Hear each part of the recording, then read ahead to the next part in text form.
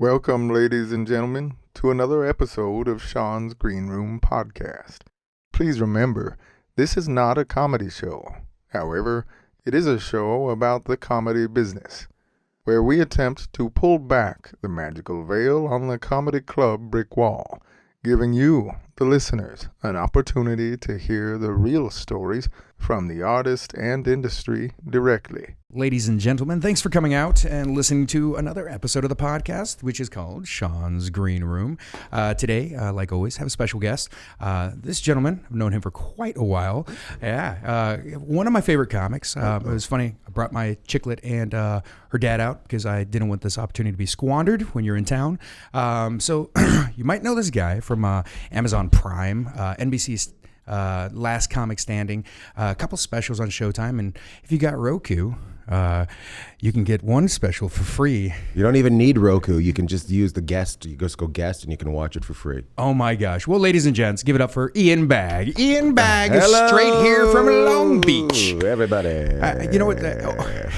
This guy has this unique voice, and every time he comes to town, I tend to talk like you for about a week or two afterwards. It's like, listen, fucking listen. And everybody doesn't know why I'm having a stroke.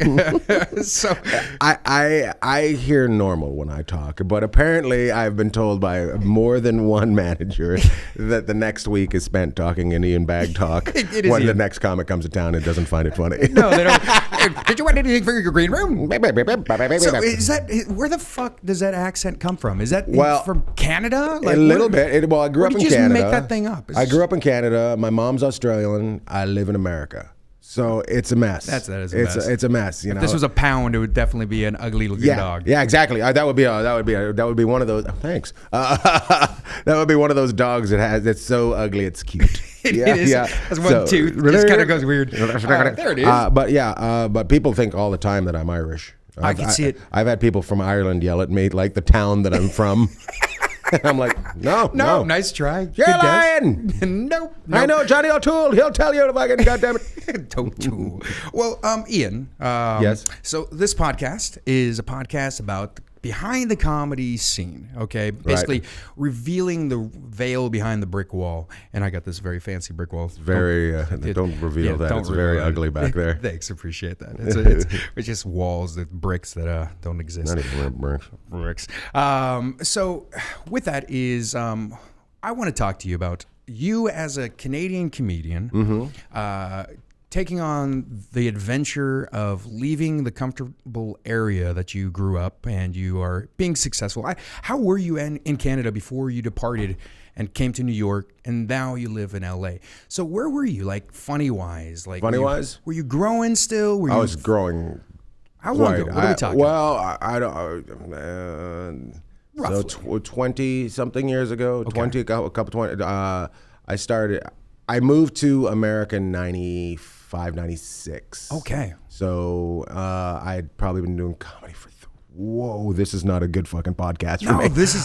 Sorry about my language. I would never think that you're old. You look very young. I mean, those numbers, man. Those are some. You got some tenureship. I got some time on my. I would have put you in your late 30s. So you son of a. I got more gray hair than you. So I love it. I am late 40s. Okay, we'll go with that. And I don't know why you're winking at me when the camera can't see it. It might be 50, but it might be late 40s. So I started in Canada and I started headlining really quick. Okay. Like I went from feature to MC to headline because in Canada the feature does less time than the MC. So, wow. Okay. Yeah, so is that still like that now? Yeah, it's still. So it drives me nuts. It's a little bit. I call it socialist comedy because they don't have enough. They don't have enough work, so they have to kind of make another spot for the headline. They have enough headliners that they take these headliners and they turn them into MCs and they make them do 30 off the top and 15 in between. So they almost do 45 minutes and they pay them quite well. And then the feature doesn't. But when I go up there, I'm like, hey man, I don't need your fucking 40 50-minute minutes front. Yeah. So let's just calm it down and have a couple. Do they listen to that? Like, They- is the they- comedy club's cool with that, or they're like, no, this is the rules. Go back to America with your shit. See, I'm doing your voice again, by the way. You see that? I know. Some of them do. Some of them are resistant to change, no matter what, right? And they fall apart. But some of the comedy clubs have followed the American way of kind of a star system. So they never used to bring in comedians. Like they used to, every so often a American comic would come up, but they didn't do that as much. And they had set rates for their headliners. Okay. Like there was a double A, and a B headliner. Okay. So the double A got paid the most, and the A and it was the exact same money for whatever. Didn't matter. Ratio. So they chose where to put them in there. Yeah, their and individual comedy club. and they figured that whatever, you're popular, so you'll be a double A. And this still kind of happens now. I don't know. Okay. I really don't know, because I've kind of jumped on the You're American. an A now. I'm an A. I'm an A. I'm an A. Matter. Yeah. I've jumped on the American bandwagon quite a while, so they don't. I think some of the comedy clubs don't even consider me Canadian. To be honest with you, they're just like, yeah, He's Irish. He's from here, but he's not one of us. He's not one. No. Okay, so Yeah. you go from Canada. You're Yep. headlining there. Yep. It's still amateur-ish in the It's- level of it's where you are now. nowhere near headlining. It's Okay. I'm doing the time. I don't know. Like I look back and I'm like, where should I have been? So I end up. One of my friends goes to the Montreal Comedy Festival. Okay. I Huge tag festival. along. Huge Yeah, festival. huge yeah. festival. Yeah. So I tag along with them, and I get seen by a guy named Lucian Hold. Okay. Who's just like, I've never seen anything like you before. You are very unique. You're a So- very unique comic. That's why I put thanks, you in man. my top 10. So Oh, thanks, man. Out of 20. out of 13. I only watch 13 people. So he said, if you come down to America, I will put you on my stage. Excellent. And I was like, okay. Meanwhile, I'm dating this girl in Vancouver. She breaks up with me while I'm at the Montreal Comedy At the festival? Yes. Was she with you, or she just like she was out send you a back beeper or something? So yeah, this time beepers and payphones, and I'm putting coins into the payphone.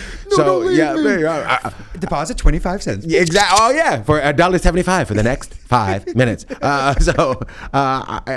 You guys young people have no idea about phone bills. No idea about phone bills. You had to call after 11 or a Sunday. It was or before 6 or something like that. Anyways, she broke up with me, and I tried everything to get her to not break up with me. I hitchhiked back to Vancouver. Wow. You're a big dude for hitchhiking. For Aren't you scared? hitchhiking, You're out there like, I'm not gonna murder you. I got 2 rides. Okay. Boom, boom. Bam. Back, yeah. So, okay. so I get back there, and she's like, "No, I can't do this." She goes, "You're just not around enough. I can't do this and blah blah blah. I need somebody around." I'm like, okay, I understand. Even though I'm brokenhearted, Right. I understand that. 2 months later, I find out she's dating a sailor. I'm like, what the fuck? Yeah, they're around. Oh, see them every 6 months. Yeah, great. Yeah. Okay. What do you like, boats? I like scars and boats. And tears when he punches me. So I actually got a headline gig at the club in Montreal later on that year, and I was like, what I'm going to do is I'm going to take that gig, and I'm going to take every coin I have, and I'm going to go to New York. Okay. I'm going to become a star. I'm going to do that. Yeah. And so what do you just pack up, you get your shit, you Yep. head out to New York? Yep. You had a couch to crash on? No. What'd you do? So I do the show in Montreal. I make $800. Okay. That's how much I'm making for being their headliner, $800 Canadian.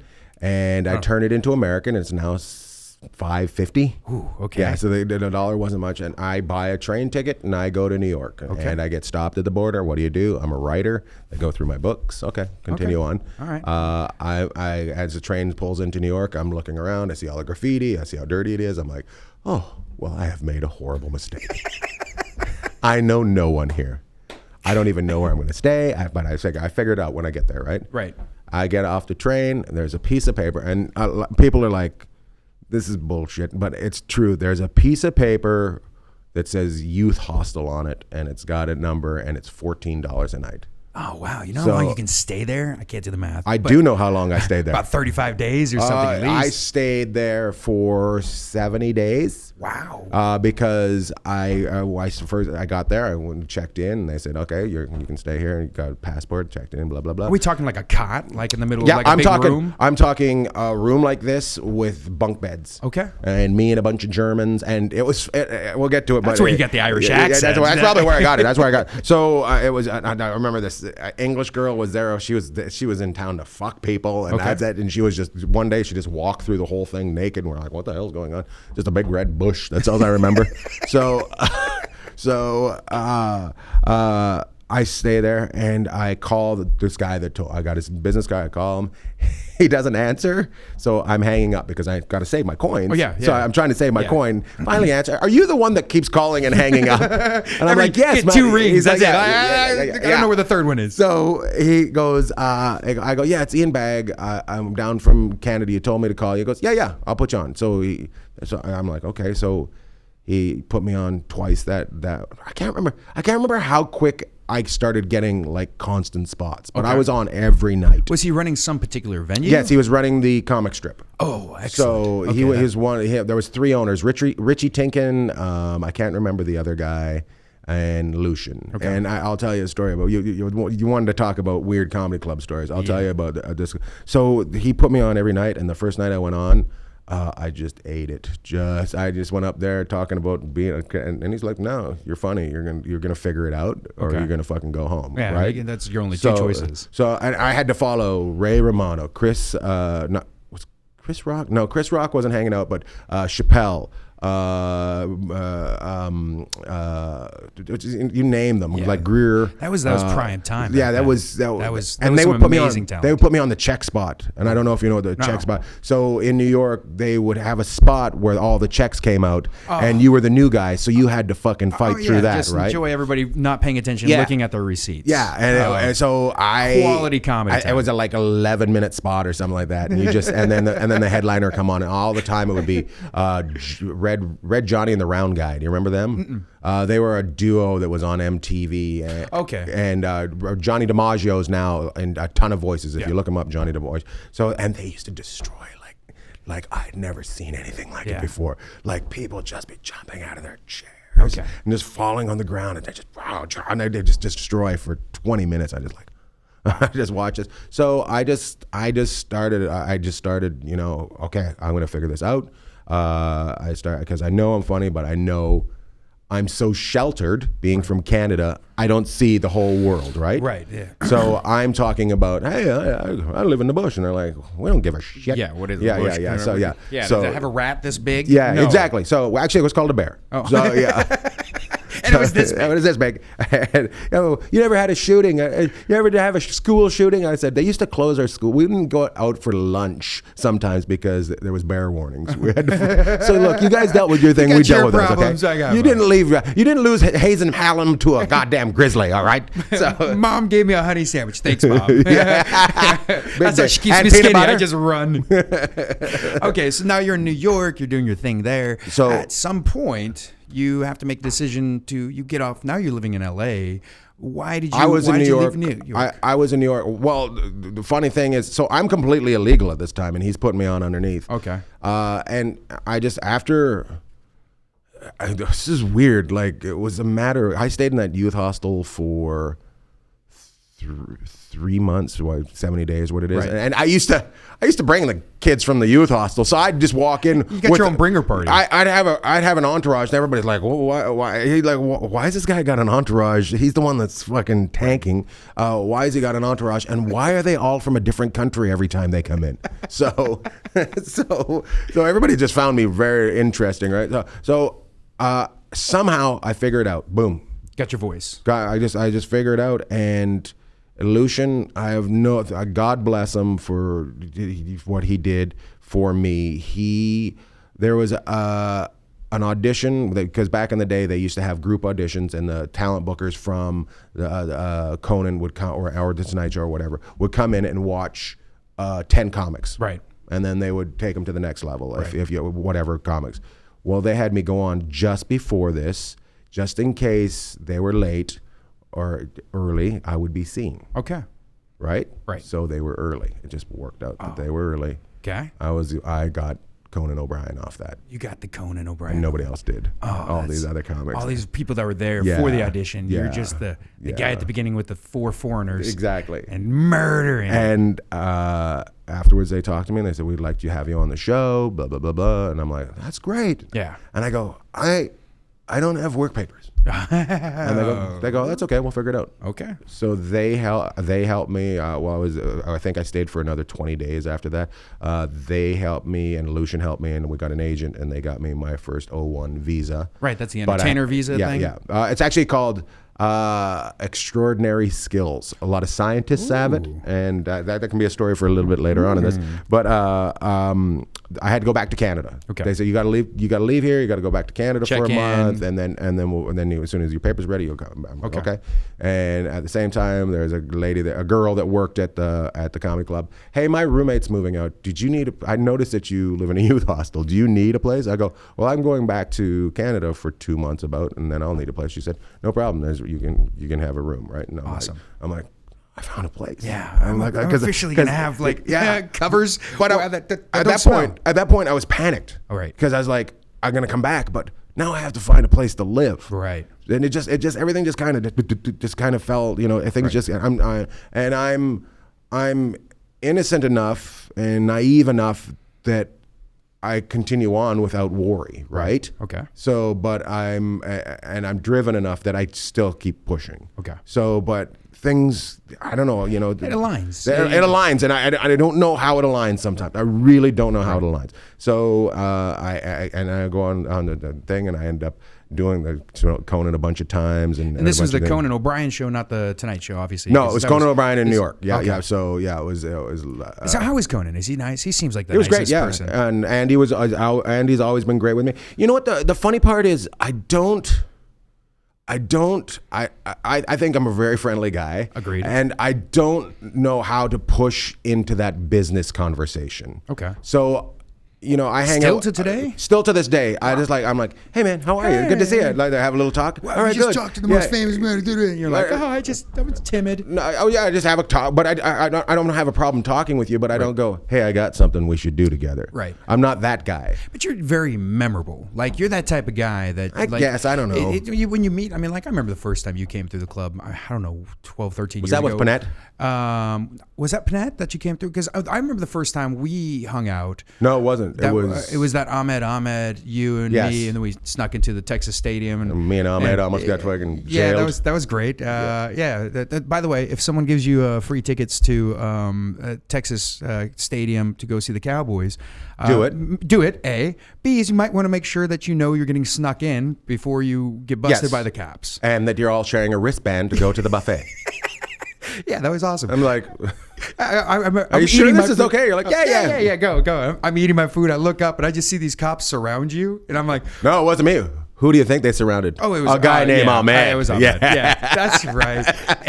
And at this point, I can't go help because Yeah. I've been snuck in too. So we're all going. I down. had to go. I Yeah. had to go. You Like go, I'm like, oh, he's with me. What's all? No. I'm famous, and then you signed autographs, and I see you come back. I'm like, how's that? And he goes, we're all good. And I go, they knew you? They wanted your autograph? He goes, it's cited as Justin Bieber. They don't know. I can't remember how we got out of it, but we got out of it. I thought we were going. I'm like, we're gonna miss the show tonight because we're in jail. Yeah, no. I think it was like the Colts or the Patriots or something. It was a big game. It was a huge game. So, Yeah. and they had free lobster for us. It was, That was. I don't know if they had it for us, but they had it for somebody. well, I don't know where it went. Okay, so you're in New York. You're doing your thing. Yeah, and now, I start getting booked for commercials. Okay, So I end up going to LA on these trips. Right. So just became more frequent and more frequent kind of and thing. I notice I'm just like, the weather is perfect here every time I come here. It is just, and it's just something. I'm a West Coast kid, so I grew up on the West Coast. I'm like, something about this says I should live here. Okay. So I say to my agent, my manager, I go, can I live out there? And they're like, yeah, if you want to live out there, you can live out there. You can live wherever you want. I'm like, I want to live out there. Okay. So I just, I had a roommate named Kelly Dixon. He was from Canada. And I said, Kelly, you want to move to New York? He's like, to LA. And he's like, yep. So we just got up and went out there and found an apartment easy. Right. And at that point, apartments in LA were like nickels on the dollar. They were so cheap for rent out there. No shit. Things have changed, I guess. So this is 2001. Okay. That I move out there. All right. Yeah. And so now you're out there. Now you live in Long Beach. You got Now I've been in Long Beach since 2010. Okay. Yeah. So. And then so 2010. Now you have your own podcast. I have my own which podcast. is Ian Buys a House. Ian Bagg bought a house. Ian Bagg bought a house. I have a house on the Virginia shore. My wife is from Virginia. Beautiful originally. view out the windows. It's great view during the summer. Winter, not so much. Winter, it's a little gray. You still see the ocean, but one it's a little random gray. guy that still runs. Why are you running? Get a treadmill. Why? Oh, you want to get away from the family. That's I get why. it. That's Yeah, his yeah. escape. So so we bought a house in her hometown so that we could go summer vacation in it, and her mom lives in it, and we just kind of just go out there every so often. And I just like, everybody's like, get a podcast, and I'm like, okay. I'll start a podcast about my house because I don't want to talk about. Yeah, I think I brought you in for that video thing I was doing years ago, and you did it from your living room. Oh yeah. Google video. Yeah, you guys thing tried that. There was yeah. there was 4 of us or something on it, right? that was fun. It was fun. Nobody was doing that. They still don't do that. Probably because it didn't work. I have suggested to a couple people, and I just don't. Maybe I'll pitch it here. Maybe I'll shut up right now. And we'll pitch it off camera, and then I'll pitch they can it. pay extra and get the access to read it. Yeah, maybe if they'll have me on it, they might like it. I think actually I'll pitch a show afterwards to you and this fella that's running this place. Excellent. But I just started doing a podcast because I was just like, oh, it's different. And I started. I'd never owned a house before. We rent we have a long-term lease in Long Beach, and I just started learning. I started talking to this guy. Came to a show and he said, I'm a contractor. I was like, oh, I got questions. Can I ask you questions? He's like, yeah, oh, sure. And we started talking, and I started asking questions. I was like, hey, do you want to do this as a podcast? And he's like, yeah. And I didn't know at the time that he had visions of that already, right? The big goal. Oh yeah, he came in with a director's chair by himself. You're like, wow, that's okay. Wow, you're taking this serious. It was like really weird. And I'm like, oh, this is fun. But I just happened to go into my agent's office one day, and because we were just doing it from my house. He lived in San Diego. I lived in Long Beach, and we were talking, just doing it on the headsets and just recording it and doing it. And I would have a problem with my house every week, and we'd talk about it. I went in and to my manager's office one day, and they said, what have you been doing? And I'm like, you guys are so up on my shit, aren't you? And I said, well, I've been doing this podcast about me buying a house. And they're like, well, we have a podcast studio. Do you want to do it here? You want to just do it here? And it's a video like this. And I was like, yeah, sure. So we started doing it video. And then with the guys that work in the management company, we talked, and we're like, we think we should do a sizzle with this. And I'm like, okay. So a sizzle being the sizzle reel? A sizzle reel. Or it's like a shortened, like almost commercial pitching kind of just thing? kind of like, hey, this is what he does. Oh. Do you want to turn this into a TV show? Oh. So I'm like, okay. Sizzle. I like that. Okay. And I go, and I said to the guy, I said, hey, look, we're going to do a sizzle reel. That'd be really fun if it sold. But I've been doing this for a long time, and it isn't going to sell. Yeah. And he went completely different. I'm in show business now, and the relationship changed. The relationship changed and got really weird. And I'm just like, hey, dude, we have 500 people watching and listening to us. Can you calm down a little bit? Relax. So, and then I was just like, hey, man. He wanted to know when the money was coming and where the money was coming from. If you're doing this in the entertainment business for money, you're gonna be sad. There's very few people that make money at this. Right. And when it happens, it's boom. And I said to him, hey man, if it happens, kumbaya. 50-50. Yeah. Right? 50-50. But it's called Ian Bagg Bought a House for a reason, because it's about me. The people that listen are the people that come to my stand-up, right, that enjoy. They just want a different connection with me, right. So let's just have fun and do it. And he didn't understand that, so I had to get rid of him. Which was really hard for me. It's always awkward because it's nothing personal, but it's like when it starts getting that awkward world, where it's no longer fun. Yes. It's like this is supposed to be a fun project. Yes. And now it's so not. It's so crazy how people just think it's supposed to instantly equal success. Yeah. And so I kept it. I kept the podcast. I said I'm going to continue doing it without a expert. Right. So now I just look things up online and talk about that for 10, 15 minutes, and then 10, 15 minutes of just me blabbing, just being talking about Ian. So let's continue down the Ian path. Okay. So along the journey, yes, I think it was 2016. Yes, we got into NBC stand up for the Last Comic Standing. That was 2016, right? Yeah. So, okay, here's my angle to it is comedians get on there, it's a huge opportunity, okay? Not that they would squander it, but I've seen people who win the contest that can't sell tickets from it. But you got on there.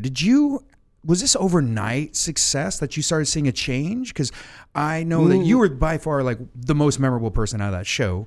But like, what is it about, like, you get in there and you do your shtick. You got your jokes. I'm assuming they asked for all your jokes ahead of time to kind of. They did. It was my last comic standing adventure, I'll call it. Yeah. Was very cathartic and very. It brought me back and.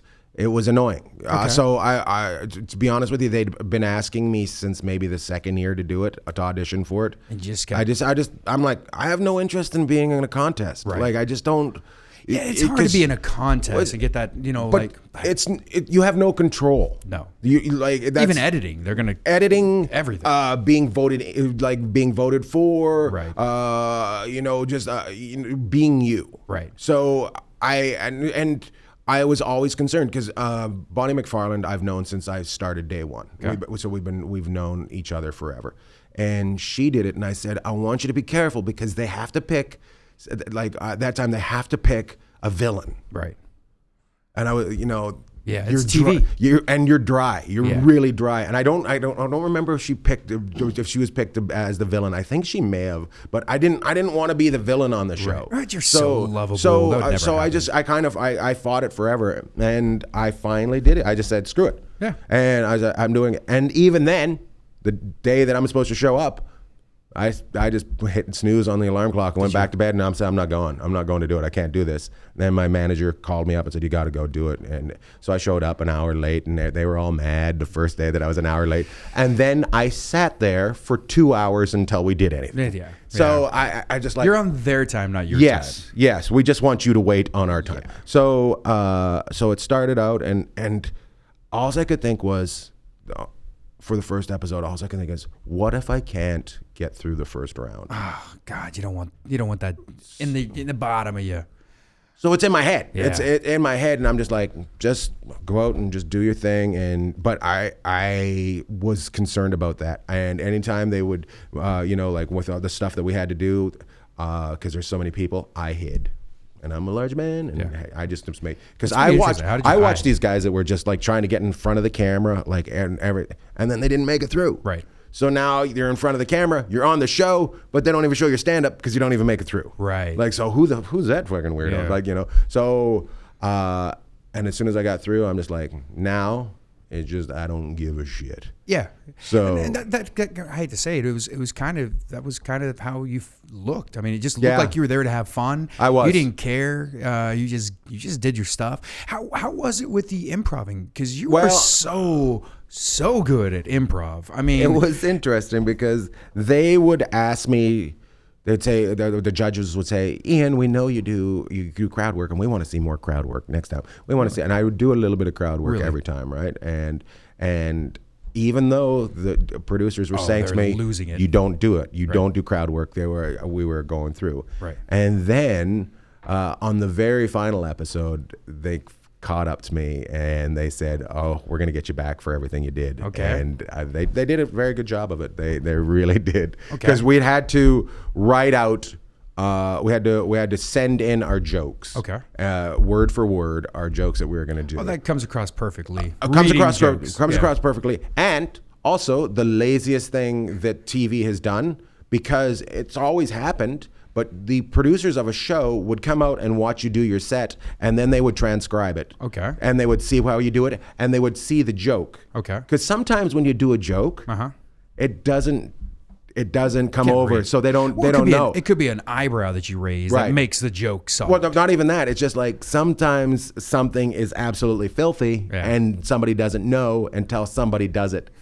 So, and I would do on everything. I would when I had to write them in to get jokes in, I would put stuff purposely that the censors would freak out about and be paying attention to Okay. over here. And then this was the stuff I wanted to do. Oh, good. Nice. Yes. You manipulated the Yeah, system. That was- which was fun. Was fun to me, except for typing out your jokes. Made me just. I'm like, I am the least funniest person in the world. I hate the word "and." How many times I have "and" in this fucking paragraph? And I drove. Wanda Sykes has not ever been a fan of mine. So Really? Well, she came across like she did. no, you don't think? Well, she said to At me the very beginning, she seemed like- goes. She said I had to sit down. That was funny. This is the funniest thing ever. So they give you a list of who you're gonna have for a mentor, and it's all the way from Steve Martin to to Louis C.K. to everybody, and I'm just like, oh, that's interesting. And then we get there, and it's just the producer of the show. Yeah. Just the executive producer. So they make you do your. They make you come in and sit and talk, and this is their thing. They're like, well, would you like to get on stage? She goes, would you like to get on stage and do your act for me? And I'm like, just for you? And she goes, yeah. And I go, no. And she goes, what? And I go, well, it's just you. I'm fine with it. It's all good. And they're just like, well, That's not that. We got the cameras rolling. You're supposed to say yes and do your stuff. Right, but I wouldn't do it. I'm like, there's no way. And the guys that I know, like Greg Warren went up. Right. Greg Warren is a beast, and he's so funny. Yeah. But they got in his head. Okay. And they made him think he wasn't funny because he was the only one. And they made him change some jokes, and then he came off the next episode and got voted out. And he's like, I should have stuck with what I know I do, right? And I was just like, nope, not letting that happen to me. So that was you just wanted to prevent yourself from being skewed by one person's Not opinion. even skewed. Doing my jokes in front of nobody. Right. Makes you question everything. Yeah, I'm just like, I Even though you're a pro at this time, 20 years in, Yeah. you still have questions about your material. Like, that's pretty. I would think that this could be like. the only guys that are super confident aren't funny. Okay. Like that's how they get away with. So you still get nervous? You still worry about like I not question. being funny? I question. Okay. I question. I don't get nervous. I get excited, but I question. Okay. Like we can all send ourselves down a rabbit hole, no problem. True. So I don't care what you do or who you are. You gotta. I've never seen you bomb. I've never seen you do bad. Like, luckily for me, now I trust. I have. In your club once, I took it down. I had people. Somebody spit something at me. Fuck. Really? And I thought it was this table, and I kicked them out, and it was this table over here, and all this hell just broke loose, and I just remember just I stirred it up. Yeah. I'm gonna go back and I don't look at know some security footage. Just find that video. I don't know if you were working there at that time because you did this thing where you left. Yeah, I left for a few years. I was a little annoyed by that. Yeah, it's all right. You left a pervert with us. And, it happens. My bad. But I got you back. I love it. As soon as I got back in the scene, who'd I call? You said, yeah, me. So I got you back. I love this club. Yeah. I love Texas because it's so Republican, right? And then you can take 90% of them and just take them anywhere they want to go. And then that 10% that won't go anywhere, just dumb as rocks. Yeah, they don't know you're insulting. And they're scared of everything, and they're just terrified that you're coming for their stuff.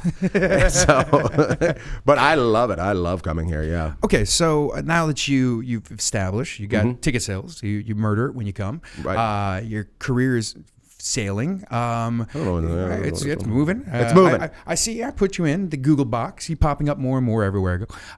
Now you have a Thursday, first Thursday and the third Thursday of the month over at the Jimmy Kimmel Comedy Club over in Vegas. Yes. So what is it like having something on the reg? Like comedians kind of always look down their calendar. I got this weekend here, this weekend here. Now you got something that's like, how does that feel? Having something, is it a benefit? I started 2 years ago at the Comedy and Magic Club in Hermosa. We started doing first Tuesday of every month. Okay. And I was able to build a crowd there. Okay. And they come out to see me. And they come out to see me in places. Like some people this weekend were like, hey, we're from Redondo. We just happen to be on vacation. We come see you every month. We came to see you here. And I go, it's a little more racy here, isn't it? So I started that, and I was like, you know what? I can build something. If I can talk a club into letting me build, it will build. But when I'm on I don't know what the word is, but it's not consistent. Right. We lose. Yeah. And I think that's for every comic. It's, I've been doing the comedy business for 20 years now. Right. And yeah, there is a level of consistency for something that's going to be it's not just your everyday different thing. Right. When you want something that has a build, you gotta commit to it. And as a venue, we have to commit to it, for months. But for you, it's like, you got this thing, and it's not no shabby yucks on the corner of, it's some bullshit. You got a real comedy club. I got it. We got Jimmy Kimmel Comedy Club in Vegas, the first Thursday and the third Thursday of every month, and they're with Caesars, is the owner basically. Okay. Is it in the Caesars Palace? It's in the Link Promenade. Okay. So right below the Link Ferris wheel kind of thing. The High Roller, I think it's called. Yeah. It's right below there. So awesome. and they're great, and I deal with the Caesars people, and the Jimmy Kimmel people are great, and the staff is just like, hey, because they know the show changes, even though it's a base. Right. They know the show is different no matter what. You could see you on Thursday here and see you on Sunday, and all those shows. Every show is different with you. You got a few pieces that you hold it together, but for the most part, you're just so much improv that you just make every show so unique. It's real fun. Every show's got a different personality. I mean, I saw that one lady. She came, caught you first show, bought tickets, came back to the second show just to see what you're going to do on the next show. I mean, that's one of the beautiful. Okay, so now with you in Vegas, I would assume this crowd is unique every time. Is this a benefit to you as an artist, where you're you could get someone from Sweden and somebody from Jersey sitting on the same table? You know what the benefit is? Okay. The benefit is I'm going here, and afterwards I say I do on your stage. I'll say I do this residency in Vegas. And those people come see me in Vegas. I have some people they'd come up afterwards. What night is that in Vegas? We're going to Vegas. We want to come see you. We need to know what night it is. Right. So now I've got these people coming to Vegas. I got people coming to Vegas that have never heard of me and saying, we live in Dallas. We want to come see you when you're in Dallas. When you're in Dallas, and I'm able to say, hey, I'm right there. Boom. So that's for me. Right. That's been a really great organic build. And it's even though it's only been since November. I can't believe how many repeat customers in different there and different cities I've already got. Like people on this Thursday when I was there. People from Madison, Wisconsin, group of people from Madison, Wisconsin. We seen you in Madison, Wisconsin, blah, blah, blah. Right. We had to come because we're here. Right. And then here, some people, we seen you in Vegas. You said you're going to be here, so we came to see you here. So that's awesome. Yeah. It must be a great feeling to have fans. That's just where people recognize you. They love you for what you do. And okay, so speaking of fans, you on the flip side, you go from comedy club to comedy club. Have you seen a difference between the first time you go to a comedy club and maybe the second time, or how does that work with you? Of course, comedians, you guys hit the road. You go hit tons of comedy clubs. But is there a night and day difference between the first time you're there or second time? I've learned. This is what I've seen in comedy clubs in the last 10 years. Maybe they're becoming more of a four wall than a home that grows comedy. Okay, explain. Do you sell tickets? Yeah. You can come here. Yeah.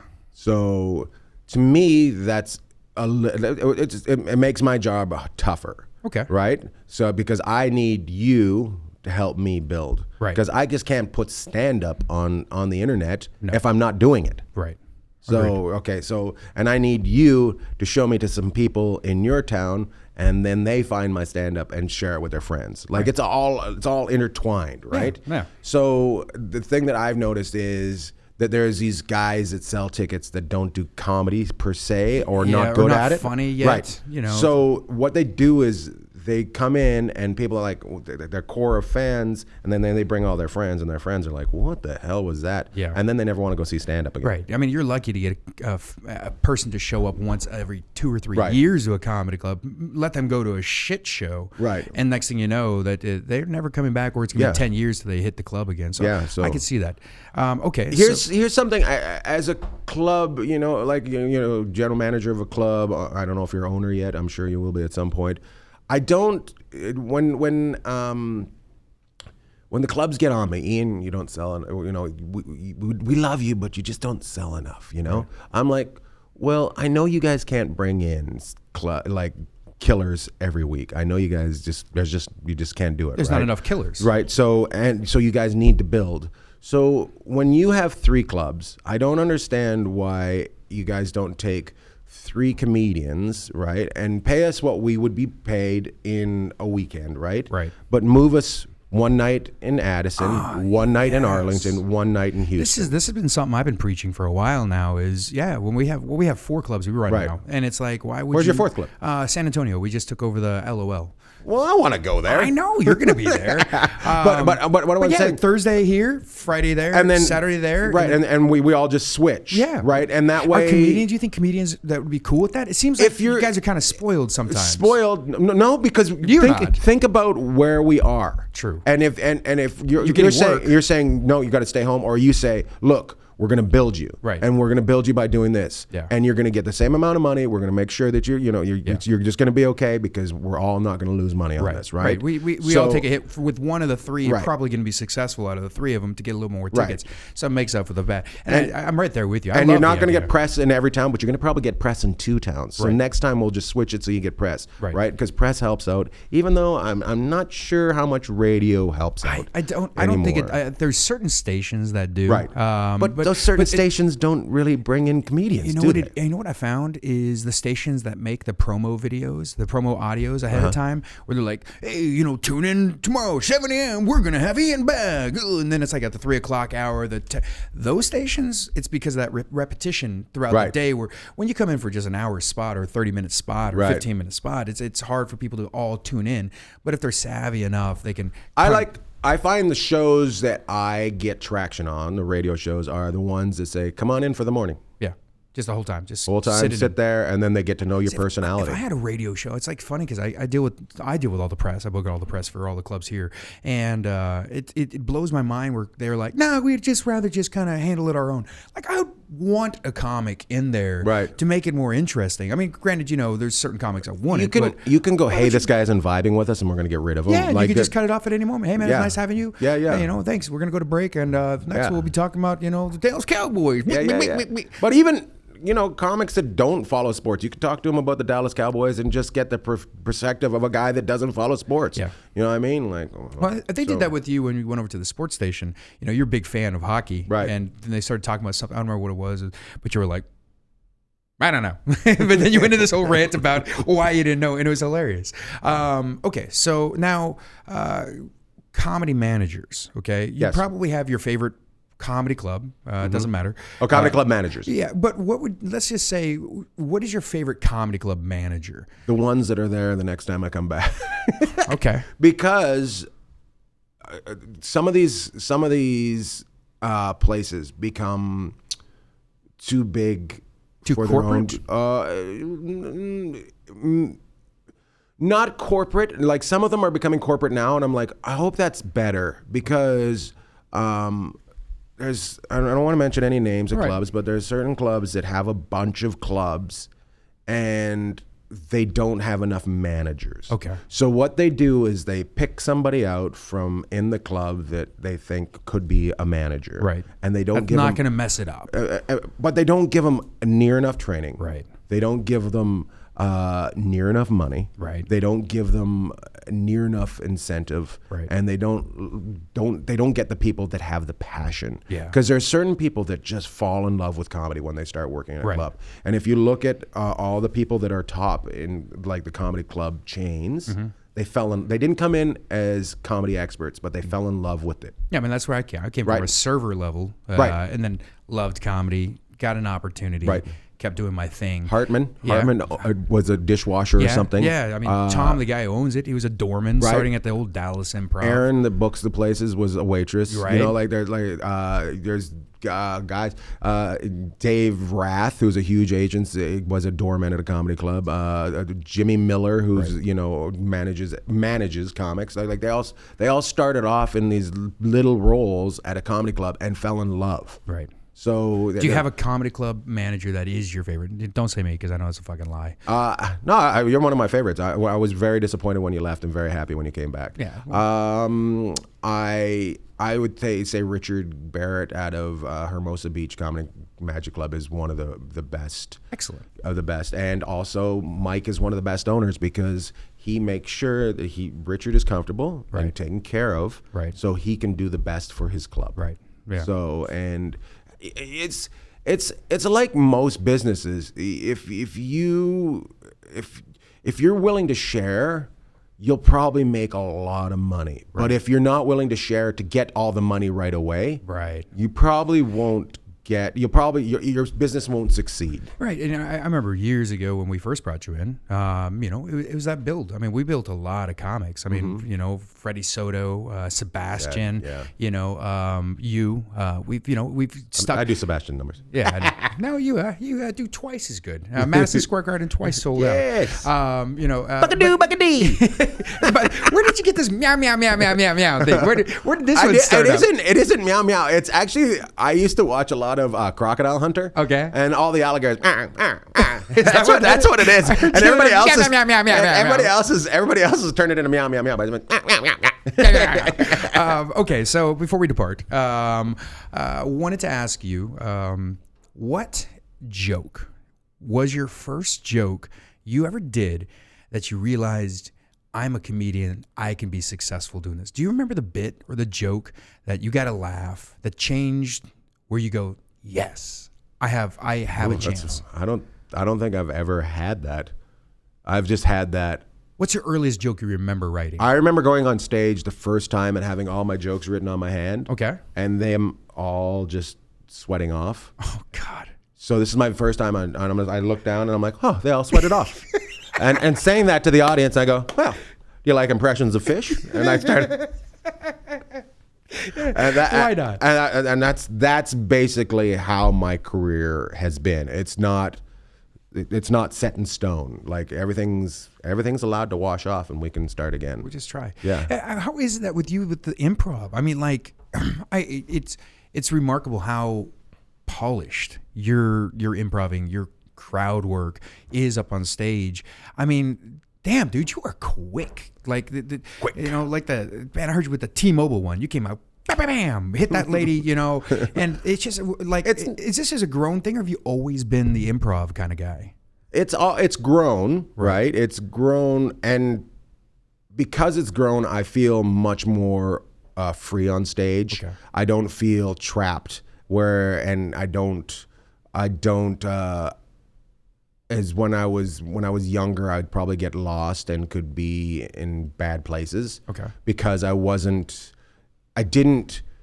get offers to do, like, we want to do an hour special with you, but you can't do any crowd work. Ooh.